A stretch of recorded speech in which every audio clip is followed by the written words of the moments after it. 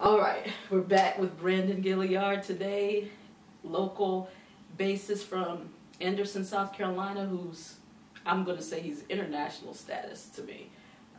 Definitely national, but I'm going to say you're international status. Have you been abroad? I've been on a couple of international. Okay, he's an international. He has international status. Yeah. Tell us about the abroad trips. I played 2 sold-out shows at the Sydney Opera House in Australia. I've done a few European tours. Pretty much hit every country in Europe, and I've been to play a show in Japan. Actually, I guess I played a week of shows in Japan. I've been around. What genre? What genres in those areas? The Opera House, those 2 shows which were sold out, that was Janelle Monáe, so that was pop. That was the Janelle. Okay. And then Japan was Avery Sunshine, so she's kind of like pop R&B, and then so most of them have been pop and R&B. Okay. But that's definitely not all I do. You know what I mean? Like, it just happened to be the tours that I was hired for. That's amazing. So, who are your local influences? Is there anybody in this area you can look up to? Yeah. There's always somebody I can look up to. My daddy is a musician. He plays guitar. He plays with a lot of quartet gospel groups.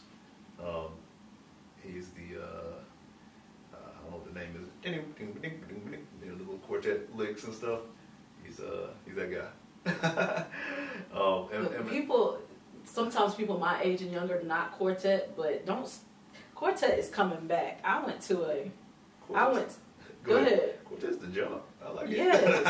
I went to one concert and I had the nerve to have an attitude, but oh my gosh, there were some young cats there with some of the older cats in that melding. Mm-hmm. It was almost like some of the fatherhood. I get so deep sometimes, but it was almost like some of the fatherhood that was removed from our community was like, I saw it there. I was like, these people are getting mentored in this. Good. That's good. And they sounded good, and they were bringing in the runs from today's gospel and melding. Oh my gosh. So, your dad. My dad, yeah. Tell me some more about it. And also, I mean, other than the music, you know, he just taught me a lot about life. Taught me how I should treat people. You know, I try to treat everybody with respect because that's what I saw him do.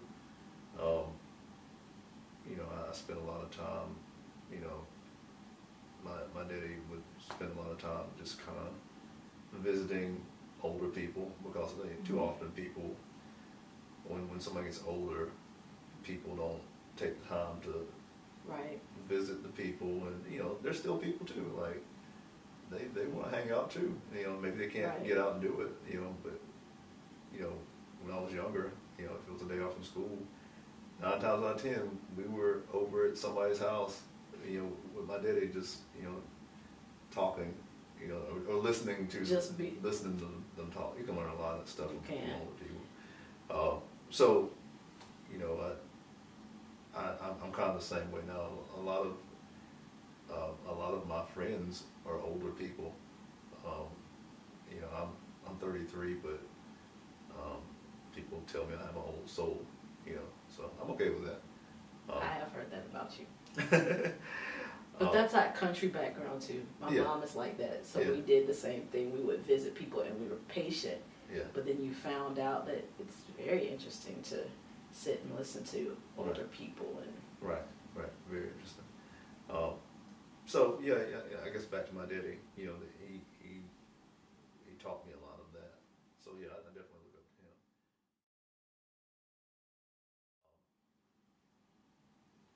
And then I guess maybe another one of my influences.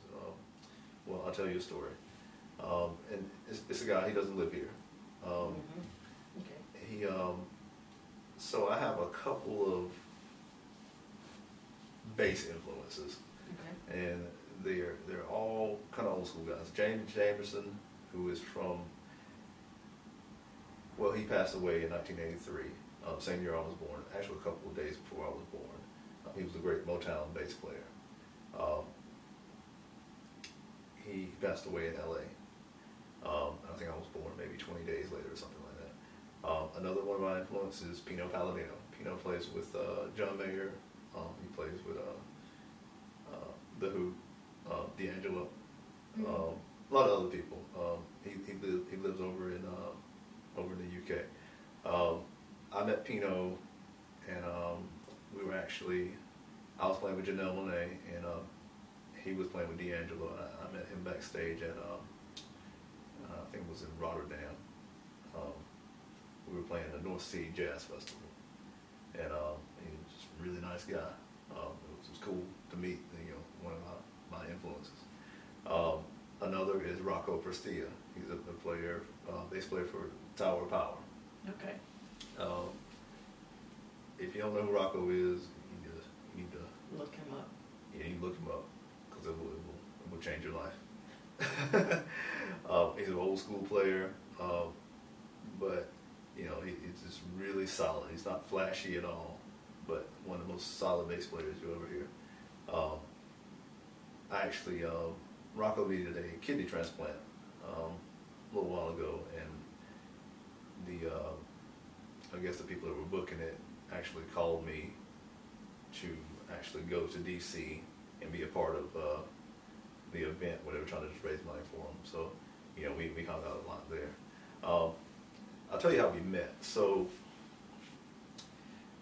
when I was playing with Janelle Monáe, we were hired to play a party in, I think this was San Francisco. All right, and the party was for one of the family members of the Levi's family, like Levi jeans. Okay. So they have some money, just a little bit of money. Just a little. So the guy was turning 60. They hired Janelle Monáe, Earth, Wind and Fire, and Tower of Power to play the birthday party. So that tells you the kind of money this guy has. And they hadn't been around long at all. not a long time. So the party was funny to me because they invited 100 people. This is how you know you have money. You have a ridiculously big party and you invite 100 people. And the biggest bands in the world. Yeah. They had a rotating stage. So we play first. Wow. Stage rotates around. Tower Power rotates around one more time. Earth, Wind and Fire. So I met two of my really big bass influences the same night. I met Rocco and I met Birdie White of Earth, Wind and Fire the same night. And they were both really cool guys. So back to somebody that I think of as a mentor, Birdie White. After we met, Birdie and I, we stayed in contact. I've been to his house in LA a couple of times. That's what I was going to ask you. Yeah, he lives in Hollywood, like in Hollywood. So, think about, Not the outskirts. Yeah, He lives in Hollywood. Yeah. He showed me his wall of gold records. It's pretty extensive. One of the nicest guys you'll ever meet. Verdine, we talk, actually, probably I'd say maybe once every couple of weeks we'll talk, and we rarely talk about music. That's the funny thing. He'll call just we'll talk about like houses. I have a house. My house here was built in 1930. We'll talk about old houses, or he'll call and just check on how's your wife.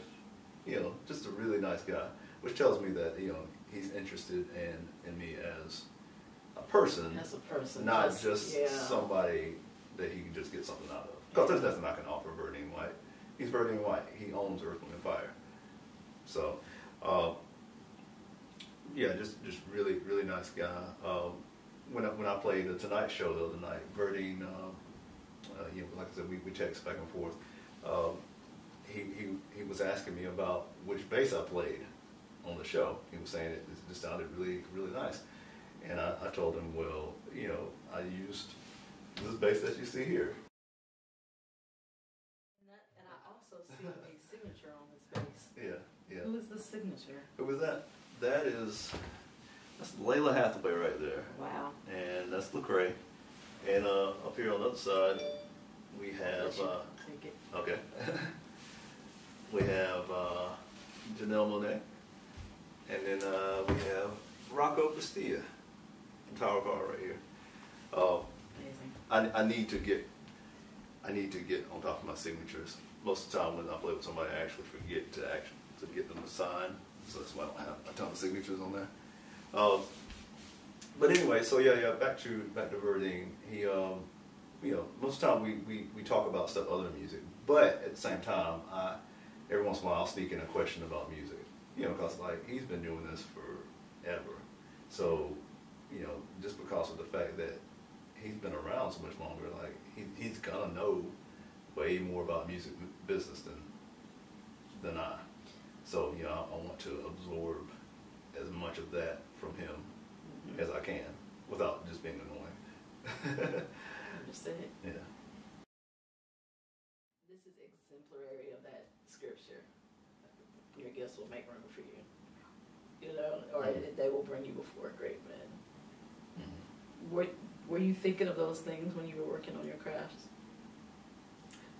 Was I thinking or about was that it just innately in you?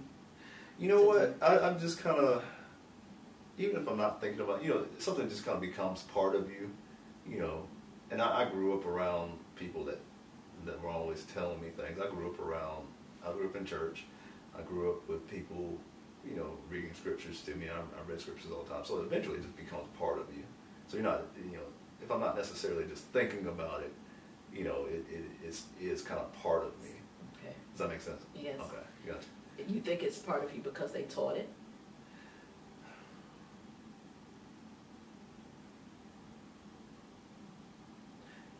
Yes, I think so. You have to teach, everybody, for you to eventually, you have to have somebody teach something to you.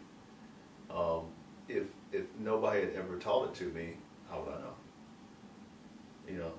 So yeah, I believe that you have to teach somebody. You have to lead people, show them the way, and it's up to them whether they want to accept or not. Okay. So we're talking about scripture now. I snuck that in, and yet we came from the secular realm. Mm-hmm. How do you keep that balanced? How I keep that balanced? Even when I'm playing secular music, I know who I am. I played plenty of gigs, that are really secular. Played with Outkast. I played with Janelle. Those are secular artists. But I know who I am. Even if the song is not about, is not a gospel song, I still know who I am. So I can play that song. You can use secular music to reach somebody. You have to reach people in some kind of way. You do. Everybody's not a Christian already. You have to have something to reach that person. So, if I play a song and it's, not necessarily a gospel song, somebody might come to me afterwards and say, hey, really like that song, let's talk about it. Okay, the conversation has started. At some point, if that person's, I try to be a nice person, I try to treat people right. If somebody asks, starts to ask, well, starts to notice like, hey, I like being around you.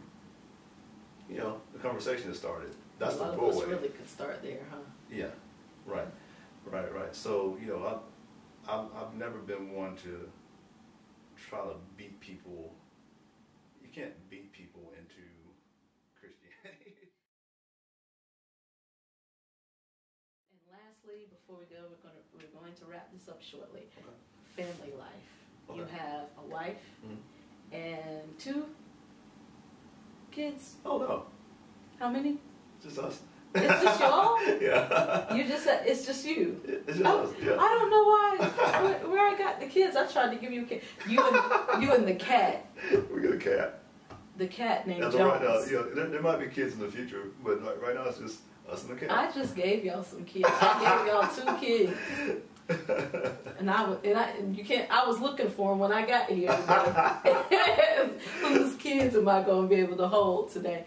So, well, married life. That can't be easy on the road. Well, you know what? I'm thankful to have a partner. My wife understands that music is what I do. When I met her, I was a musician. She's completely understanding of the fact that I have to travel to make money. She has never, ever once given me any trouble about, and you're not home enough. When we first got married, and then I went on tour for 3 months. Oh. Yeah, it was a long time. I saw her once in those 3 months. I flew her out to LA, and we spent one day together. The next day, I got sick as a dog because we had been crisscrossing across pretty much the globe, and you know the climate changes and stuff. Mm-hmm. You know, it messes with me. So I got a sinus infection, but she stayed there at the hotel and took care of me that whole day, and then she flew home. Wow, no coincidence of the timing, huh? I guess not. Maybe. If you think about it. Yeah. Well, yeah. You know what? Yeah, she did. Yeah, it was good to have her there. Yeah. When I think about it, yeah. So, yeah, I cherish my time that I have when I'm home, because of the fact that she's so pleasant that I just want to be home with her when I can be. That's nice to say. You know, she's never said, "Hey, I need you to stay home for this." I want to come home to her because of the fact that she never complains, and I know that's rare. Pretty much. Yeah, because I'm dated. And y'all been married how long? We've been married for going on 4 years now. 4 years. Yeah. And that has to be a security there too, because you're out on the road and you're with secular artists. What can you tell our audience here about that? The strength in marriage. What do you know about that so far? As far as making sure that why do you think she's secure? Why do you think she's not worried? Well, she has a really strong faith, and then also, when we got married, neither one of us were in like a place where we were just like looking for somebody to marry. I'd actually said I would never get married when I met her. Get out of here. Then I met her, and then like she was just so sweet, and had a real love for God. And a couple of months later, I was on my knee. A couple of months. Yeah. Later. She broke me down fast. Wow. And it wasn't like she was asking me. She wasn't saying, "Hey, I just want to get married." It was just she was just that real, like genuine, just a genuine person. So it takes a lot of trust, but we have it. I don't. When I leave, I'm not worried, and she feels the same. I think she feels the same way. She tells me all the time. She's like, I'm not worried. There's nothing to worry about. That's great.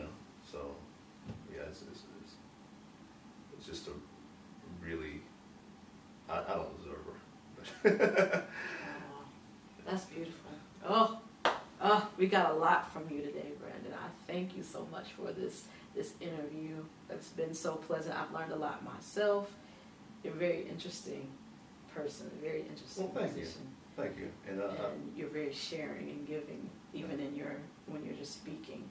Thank you. And I thank you for having me on your show. It's an honor. The same. This is Indie Gospel Revealed, pure music, pure art, pure sound emerging from the underground.